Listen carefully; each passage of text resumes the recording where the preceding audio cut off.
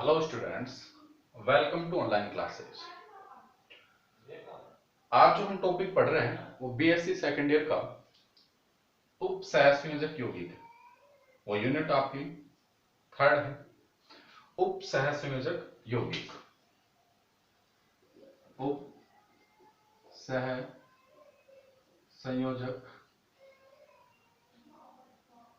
यौगिक ये यूनिट है। तो आज हम इस वीडियो के अंदर सबसे पहले हम बेसिक से बात करते हैं कि उप सहसंयोगिक है क्या, क्या क्या होता है उसमें। इससे पहले थोड़ा कुछ देखते हैं। बात करें लवण को, एक होते हैं साधारण लवण। साधारण लवण जैसे NaCl है, KCl है, और वो स्थायी होते हैं। साधारण लवणों को यानी कभी भी दो स्थायी यौगिकों को, यानी कोई भी दो यौगिकों, स्थायी यौगिकों या लवण हो, दो यौगिक ले लिया, दो या दो से अधिक यौगिक कोई से भी लो आप, स्थायी होने चाहिए। इन यौगिकों को आप हीट कर दो यानी गर्म कर दो। गर्म करने पर इनका वेपराइजेशन होगा, यानी वाष्प अवस्था में आएगा। जब ये वाष्प अवस्था में आएगा तो इसको आपको ठंडा करना पड़ेगा, और जब हम ठंडा करेंगे तो इन यौगिक का हमें क्रिस्टल प्राप्त होगी, क्रिस्टलन हो जाएगा इसका। ये जो क्रिस्टल के रूप में जो यौगिक हमें मिलेंगे, इन यौगिक को हम बोलेंगे योगात्मक यौगिक। क्या बोलेंगे भाई? योगात्मक यौगिक। वापिस सुनो, कोई भी दो यौगिक स्थायी यौगिक है, उसको अपन ने गर्म किया। कहां तक गर्म करेंगे? उसकी वेपर बन जाए, और फिर उसको हम ठंडा करेंगे। ठंडा करने पर क्रिस्टल मिलेंगे। जो क्रिस्टल टाइप यौगिक बनता है उसको हम बोलते हैं योगात्मक यौगिक। अब जो ये योगात्मक यौगिक हैं, इन्हीं को आगे दो भागों में बांटा गया है। एक को तो बोलता हो द्विक लवण, एक तो क्या होते हैं द्विक लवण, और एक आप पढ़ोगे उप सहसंयोजक यौगिक, या इन्हीं को हम बोलते हैं संकुल यौगिक। और हमारी जो यूनिट है वो यही है उप सहसंयोजक यौगिक के बारे में। ये वीडियो 12th के बच्चे हैं उनके लिए भी है, और बीएससी सेकेंड ईयर जो है उनके लिए भी है। क्योंकि हम जो ये यूनिट स्टार्ट कर रहे हैं वो बेसिक से स्टार्ट कर रहे हैं, और बेसिक से बढ़ते बढ़ते हम बीएससी सेकेंड ईयर तक पहुंचेंगे, क्योंकि उसमें 12th का भी आ जाएगा और बीएससी सेकेंड ईयर का भी। तो जो योगात्मक यौगिक होंगे वो कितने टाइप्स के होंगे? दो टाइप्स के। एक को तो बोलते हैं हम द्विक लवण, और दूसरे को बोलते हैं हम उप सहसंयोजक यौगिक। तो हम बात करेंगे सबसे पहले द्विक लवण की और उप सहसंयोजक यौगिक की। यानी हमारे पास जो यौगिक मिले हमें, यानी योगात्मक यौगिक जो होंगे, योगात्मक यौगिक एडिशनल कंपाउंड, एडिशनल कंपाउंड होंगे। ये टू टाइप्स के होंगे। First double salt, second coordination compound. First तो अपना क्या है? द्विक लवण है, और सेकंड क्या है? उप सहसंयोजक यौगिक, यानी जिनको हम बोलते हैं संकुल यौगिक, कोऑर्डिनेशन कॉम्प्लेक्स, उप सहसंयोजक यौगिक। इसके बारे में हम पढ़ेंगे डिटेल में। तो सबसे पहले द्विक लवण की बात करें तो योगात्मक यौगिक खत्म हो गया कि भाई दो या दो से अधिक स्थायी यौगिकों को गर्म करने से उसका क्रिस्टलन होता है, तो उस यौगिक को हम क्या बोलते हैं? योगात्मक यौगिक। योगात्मक यौगिक दो टाइप्स के होंगे, एक तो द्विक लवण और एक उप सहसंयोजक। बात करते हैं डबल साल्ट यानी द्विक लवण की। मैं आपसे कहूं, कोई मैंने ये लिया KCl, potassium chloride, MgCl2 6H2। जब मैंने इसको हीट किया और गर्म किया तो ये कंपाउंड बन गया एक एडिशनल, जिसको हम बोल रहे हैं KCl MgCl2 डॉट 6s2, एक ये कंपाउंड बना। तो एक कौन सा है, डबल साल्ट। एक मैंने कंपाउंड बनाया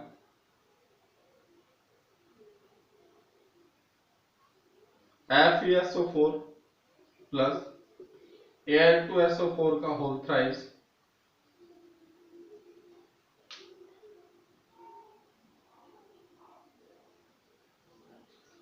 पोटेशियम सल्फेट लेते, K2SO4 Al2SO4 का होल थ्राइस प्लस 24H2, और ये कंपाउंड अपने पास आया K2SO4 Al2SO4 का होल थ्राइस डॉट 24H2। एक जो कंपाउंड होता है FeSO4 NS4 का SO4 6s2, यानी ये जो कंपाउंड बना है ये किससे बना, ferrous sulphate ammonium sulphate plus 6s2। ये मैं इन तीन कंपाउंड की बात कर रहा हूं। एक तो है FeSO4 ferrous sulphate ammonium sulphate dot 6s2, एक K2SO4 Al2SO4 dot all thrice dot 24s2, एक KCl MgCl2 डॉट 6s2। ये तीनों ही द्विक लवण है। इसका नाम तो होता है कार्नेलाइट। K2SO4 इसका नाम होता है पोटास एलम, जिसको हम फिटकरी भी बोलते हैं, और इसको हम बोलते हैं मोहर साल्ट यानी मोहर लवण। ये तीन अपने पास एडिशनल कंपाउंड है। क्लियर। अब हम बात करते हैं उपसहसंयोजक यौगिक। ये भी कैसे बनते हैं, जैसे मैंने आपको कहा कि 4 मैंने लिए potassium cyanide plus ferrous cyanide FeCN का whole twice is equals to, ये जो कंपाउंड बना क्या बना भाई, K4 FeCN6, ये कंपाउंड बन गया। तो ये जो कंपाउंड है ये तो आपका है संकुल यौगिक यानी उपसहसंयोजक यौगिक। एक मैं और ले रहा हूं 3KCN plus FeCN3 is equal to K3 FeCN6, एक ये कंपाउंड बन गया। ये कंपाउंड भी संकुल यौगिक बना। तो हम बात करते हैं द्विक लवण और उपसहसंयोजक यौगिक में डिफरेंस क्या आ रहा है। भाई है तो दोनों ही क्या एडिशनल यौगिक कंपाउंड है, यानी द्विक लवण और उपसहसंयोजक यौगिक बना भी दिया हमने। तो बात करते हैं द्विक लवण की। क्या है द्विक लवण। पहली बात, जो द्विक लवण होते हैं वो ठोस अवस्था में स्थायी होते हैं, यानी कि जो द्विक लवण होते हैं कौन सी अवस्था में स्थायी होते हैं, सॉलिड अवस्था में। यानी ये जो कंपाउंड होते हैं सॉलिड स्टेट में स्टेबल होते हैं, लेकिन ये जलीय विलयन या इनकी मोल्टन स्टेट पिघली हुई अवस्था में स्थायी नहीं होते हैं। किस में होते हैं, केवल सॉलिड अवस्था। दूसरी बात, ये जो हैं सभी आयनों का परीक्षण देते हैं।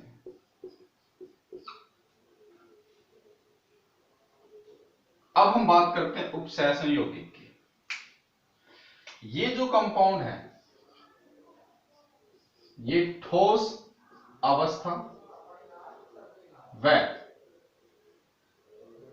विलयन अवस्था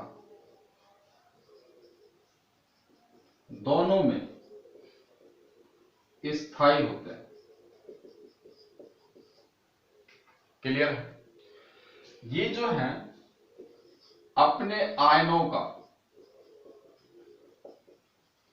स्वतंत्र परीक्षण नहीं देते। कौन से यौगिक, उपसहसंयोजक यौगिक।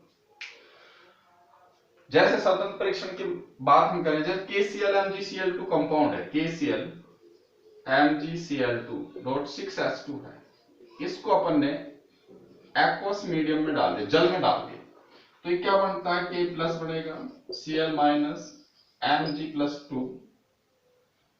ये सब जो आयन है, K प्लस का है, Cl माइनस का Mg प्लस 2, ये इन सभी आयनों का क्या देंगे, परीक्षण। यदि हम इसका टेस्ट करें इस कंपाउंड में क्या क्या, तो ये अपने आयनों के सभी आयनों के परीक्षण देंगे जिससे ये मिलकर बना हुआ है। क्लियर है। एक डबल साल्ट की पहचान क्या है कि दो तो धन आयन होंगे, एक ऋण आयन हो सकता है, या फिर दो ऋण आयन होंगे, एक धन आयन होगा, ये इसकी पहचान भी है।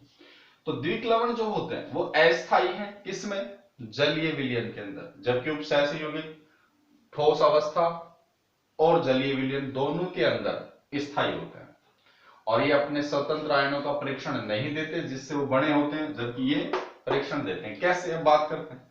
अगर हम K4 FeCN6 को एक्वस मीडियम में डालते हैं तो 4 पोटेशियम मिलेंगे प्लस FeCN6 माइनस 4 कंपाउंड मिलेगा। यानी अगर हम उस कंपाउंड की बात करें उपसहसन यौगिक में K4 FeCN6 की, तो K4 FeCN6 जो है कंपाउंड, अगर आप इसको K4 FeCN6 जो कंपाउंड है आपके पास, इसको एक्वस में डाल दो, यानी जल में अगर आप डालते हो तो ये जो कंपाउंड बनेगा, टूटेगा, ये 4 पोटेशियम आयन में टूटेगा प्लस FeCN6 माइनस 4 में टूट जाएगा।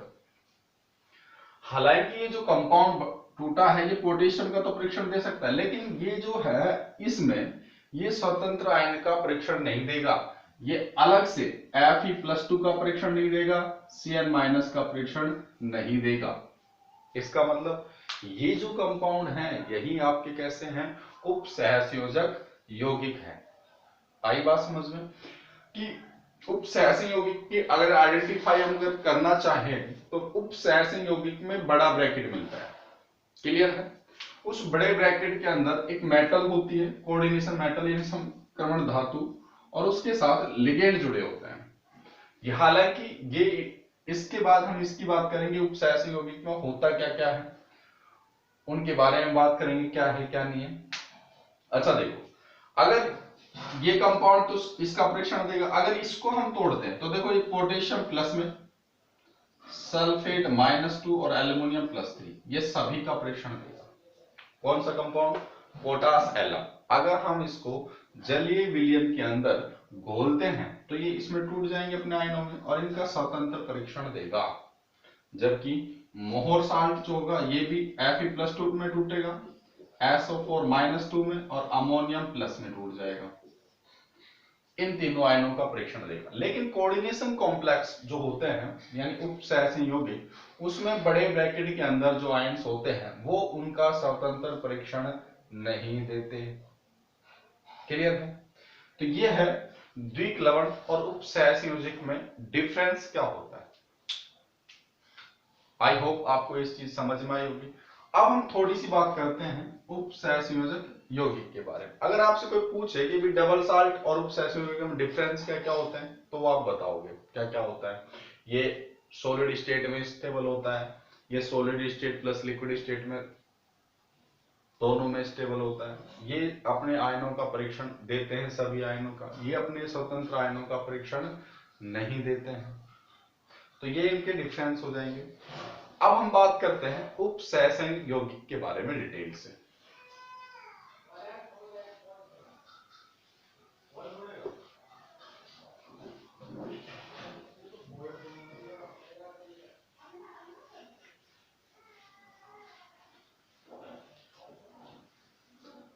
उपसहसंयोजक यौगिक जो होंगे उसकी हम डिटेल में बात करते हैं कि उसमें क्या क्या होगा। हालांकि एक वर्नर साइंटिस्ट है और उनको फादर ऑफ कोऑर्डिनेशन केमिस्ट्री में, फादर ऑफ कोऑर्डिनेशन केमिस्ट्री के फादर हैं वो वर्नर, उन्होंने ही कोऑर्डिनेशन कॉम्प्लेक्स को बताया डिटेल में, वो हम बाद में पढ़ेंगे। लेकिन अब मैं बता देता हूं कि उपसहसन यौगिक में क्या क्या है। पहले हम देख लें कि उपसहसन यौगिक हाँ ऐसा होगा। उपसहसंयोजक यौगिक के अंदर आपको एक ब्रैकेट मिलेगा बड़ा, इस ब्रैकेट के अंदर एक सेंट्रल मैटर होगी यानी केंद्रीय धातु परमाणु। इस केंद्रीय धातु परमाणु के साथ लिगेंड जुड़े होंगे और ये कितने लिगेंड जुड़ेंगे वो उसके n होगा। तो देखो जनरल सी बात है, जो m है उसको तो हम बोलते हैं केंद्रीय धातु परमाणु, केंद्रीय धातु परमाणु। जो L है उसको हम बोलते हैं लिगेंड। ये जो लिगेंड है ये उपसहसंयोजक यौगिक में अपने इलेक्ट्रॉन यौगिक इसमें देता है मेटल को, और एक उपसहसंयोजक यौगिक जो उपसहसंयोजक बंध है वो बना लेता है। हाँ एक बात और ध्यान रखना, जो द्विक लवण होते हैं उनमें आयंस के बीच में आयनिक बॉन्ड होता है, जबकि उपसहसंयोजक यौगिक में धातु और लिगेंड के मध्य कौन सा बंध होगा? उपसहसंयोजक बंध। यानी उपसहसंयोजक यौगिक में धातु और लिगेंड के मध्य में उपसहसंयोजक बंध बनता है, जबकि द्विक लवण में जो आयंस होते हैं वो आयनिक बॉन्ड बनाते हैं। तो देखो लिगेंड जो है वो मेटल को लोन पेयर देता है और उसके साथ क्या बनाता है? उपसहसंयोजक बंध। ये जो लिगेंड होते हैं ये दाता परमाणु होते हैं। क्या होते हैं? दाता परमाणु, यानी इलेक्ट्रॉन देने वाले। जबकि ये कौन से परमाणु होते हैं? ग्राही परमाणु। जो M है ये है आपकी उपसहसंयोजक संख्या, कोऑर्डिनेशन नंबर जिसको हम बोलते हैं। क्या बोलते हैं इसको शॉर्ट में? Coordination number CN। ये आपके पास जो स्पेस बच गया इसको बोलते हैं हम आयनिक परिसर, आयनिक परिसर। और जो ये बड़ा ब्रैकेट है आपके पास, इस बड़े ब्रैकेट को हम बोलेंगे समन्वय मंडल, यानी इंग्लिश में हम इसको बोलते हैं कोऑर्डिनेशन एंटिटी। क्लियर है? तो यहां पे आपके आयंस हो सकते हैं, इधर धनायन मिलेंगे आपको, इधर हमेशा क्या मिलेंगे? ऋणायन मिलेंगे। क्लियर है? जैसे अभी मैंने एक कॉम्प्लेक्स बनाया था FeCN6K4, ये कॉम्प्लेक्स बनाया और इसको हमने कहा कि ये उपसहसंयोजक यौगिक है क्योंकि ये अपने बड़े ब्रैकेट में है। अब मैं इसको कहूं ये आयनिक परिसर में आयन है, कौन है? पोटेशियम है। ये आपकी केंद्रीय धातु परमाणु हो गया फेरस। जो लिगेंड है यहाँ पे वो क्या है? साइनाइड है, ये लिगेंड हो जाएगा आपका। ये जो N दिख रहा था ये आपकी कोऑर्डिनेशन नंबर हो जाएगा। क्लियर है? अब हम बात करते हैं कि उपसहसंयोजन संख्या क्या है। वैसे आगे इसकी डिटेल में बात करेंगे। उपसहसंयोजन संख्या क्या है कि लिगेंड जो होता है वो लिगेंड केंद्रीय धातु परमाणु के साथ कितने उपसहसंयोजक बंधों से जुड़ा हुआ है, उन उपसहसंयोजक बंधों की जो संख्या है वही आपकी क्या होती है? उपसहसंयोजन संख्या होती है। क्लियर है? जैसे मैं आपसे कहूं कि यहां जो लिगेंड है वो लिगेंड Fe के साथ कितने उपसहसंयोजक बंध से जुड़ा हुआ है? 6 से। इसका मतलब इसकी उपसहसंयोजक संख्या कितनी हो गई? 6 हो गई। अच्छा एक बात भी ध्यान रखना, हम जब लिगेंड पढ़ेंगे, आपने 12th क्लास में पढ़ा होगा कि लिगेंड जो होता है वो दाता परमाणु के हिसाब से उनका वर्गीकरण किया गया था कि एक दंतुक लिगेंड है, द्विदंतुक लिगेंड है, त्रिदंतुक लिगेंड है, या षटदंतुक लिगेंड या बहुदंतुक लिगेंड है। इट मींस ये हुआ कि एक दंतुक लिगेंड केवल एक कोऑर्डिनेशन बॉन्ड बनाया गया वन टाइम में। द्विदंतुक लिगेंड जो होते हैं वो एक साथ 2 उपसहसंयोजक बंध बनाते हैं। जैसे मैं एक एग्जांपल देता हूं, कोबाल्ट, एथिलीन डायमीन, और ये चार्ज मैंने इसके ऊपर दिया +3। यहां ये ध्यान रखना, अभी आप कुछ मत, मैं जो बोल रहा हूं उसको ध्यान देना। अपन जब लिगेंड डिटेल पढ़ेंगे जब ये आपको आ जाएगा। एथिलीन डायमीन एक द्विदंतुक लिगेंड होता है। इसका मतलब एक एथिलीन जो डायमीन है 2 उपसहसंयोजक बंध बनाती है मेटल के साथ। यानी अगर मैं ये कहूं ये मेटल है और ये एथिलीन डायमीन है, तो एथिलीन डायमीन, एक एथिलीन डायमीन मेटल के साथ 2 उपसहसंयोजक बंध बनाती है। एथिलीन डायमीन की स्ट्रक्चर्स क्या होती है? CH2, CH2, NH2, और इधर भी क्या हो गया? NH2। N नाइट्रोजन पे लोन पेयर होता है, ये मेटल होती है। तो देखो ऐसी स्ट्रक्चर्स आ गई। क्लियर है? ये जो उपसहसंयोजक बंध बने हैं कितने बने? दो, वन टाइम दो बने, तो इसका मतलब द्वितंतुक लिगेंड हुआ। अब मैंने यहाँ पे कितना लगा रखा? 3। तो कई बार क्या है बच्चों के कंफ्यूज हो जाता है, इनको देख के सीधा क्या कहता है उपसहसंयोजक संख्या इतनी है। अब यहाँ कंफ्यूज मत होना, यहाँ जो 3 दे रखा है मींस ये है द्वितंतुक लिगेंड है। तो जो एक है, एक एथिलीन डायमीन 2 बंध बनाता है, तो 3 कितने बनाएगा भाई? 6 बॉन्ड बनाएगा। तो 6 बॉन्ड बनाएगा तो इट मींस इसकी जो कोऑर्डिनेशन नंबर है, उपसहसंयोजक संख्या है, वो कितनी है? 6 है। हालांकि ये डिटेल्स में आगे पढ़ेंगे कि जब इसका पूरा हम देखेंगे भाई कौन कौन से कंपाउंड क्या क्या होंगे। तो ये अभी अपन ने नॉर्मल पढ़ा। नेक्स्ट जो वीडियो में है हम इनकी डेफिनेशन भी लिखेंगे, इनको क्या कहते हैं, इस संकुल के ऊपर जो चार्ज आता है वो क्या होगा, कि अपन ऐसे थोड़ी लगाते हैं चार्ज ये है, वो चार्ज बताया जाएगा।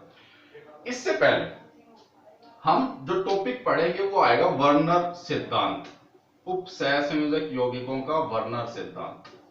ये सिद्धांत बहुत इंपॉर्टेंट है उपसहसंयोजक यौगिकों में, और ये सिद्धांत वर्नर ने दिया है, और इन्हीं के कारण इस सिद्धांत का नाम हो गया है वर्नर सिद्धांत। इसको पढ़ने के बाद हम यहां आएंगे, फिर इनकी डेफिनेशन लिखेंगे, फिर लिगेंड के बारे में पढ़ेंगे, फिर इनकी कोऑर्डिनेशन नंबर क्या होती है, ऑक्सीडेशन स्टेट कैसे निकलेगा, फिर अपन इनके नामकरण पढ़ेंगे, फिर इनमें आइसोमेरिज्म आएगी, तो बहुत आगे तक जाएंगे। लेकिन जो नेक्स्ट वीडियो आएगा वो आएगा वर्नर सिद्धांत। तो ये अभी तक जो अपन ने उपसहसंयोजक यौगिक के बारे में जो बातें की है वो एक जनरल बातें हैं, ये आपको पता होना चाहिए कि भाई ये होता है, उसकी पहचान क्या है, और ये कंसेप्ट हम पढ़ेंगे नेक्स्ट वीडियो। आई होप आपको ये चीजें यहाँ तक समझ में आई होगी। एक बात ध्यान रखना, जैसे ये मेटल है और ये लिगेंड है, लिगेंड के पास लोन पेयर होते हैं, ध्यान देना। ये लोन पेयर मेटल को डोनेट करता है, मेटल को डोनेट करता है। अपन ने एक लास्ट वीडियो में जब हम 3D सीरीज पढ़ रहे तो वहां मैंने एक चीज लिखी है कि संकुल यौगिक बनाने के लिए क्या कंडीशन होनी चाहिए। तो मेटल जो है उसके ऊपर चार्ज जो है ना बहुत ज्यादा होना चाहिए। इट मींस ये हुआ, अगर जिसके पास चार्ज ज्यादा होगा तो इलेक्ट्रॉन की कमी होगी उसके पास, तो देने वाला उसको इलेक्ट्रॉन देगा। अगर मैं आपसे ये कहूं कि अगर कोई ग्राही है उसको कोई जरूरत ही नहीं इलेक्ट्रॉन की, तो वो उससे लेगा ही नहीं, बॉन्ड नहीं बनेगा। इट मींस ये होगा कि इनके पास रिक्त विकक्षक होने चाहिए जिसमें ये ग्रहण कर सके, आवेश ज्यादा होना चाहिए, ऑक्सीजन स्टेट जो है ज्यादा रिप्रेजेंट करनी चाहिए, तभी आपके क्या बनते हैं, उपसहसंयोजक यौगिक बनते हैं। क्लियर है? कई बार अब देखो एक चीज पढ़ी होगी, एसिड बेस में जो इलेक्ट्रॉन देते हैं उसको हम बोलते हैं लुईस क्षार, तो इसका मतलब लिगेंड को क्या बोल देगा, लुईस क्षार। और मेटल जो है इलेक्ट्रॉन गेन करती है, इसका मतलब ये क्या है, लुईस अम्ल है। ये दाता हो गए और ये पाता हो गए, यानी ग्राही हो गए। तो इस तरह हम कोऑर्डिनेशन कॉम्प्लेक्स पढ़ेंगे, और नेक्स्ट जो वीडियो आएगा वर्नर सिद्धांत का। आई होप आपको ये समझ में आया होगा। Thank you.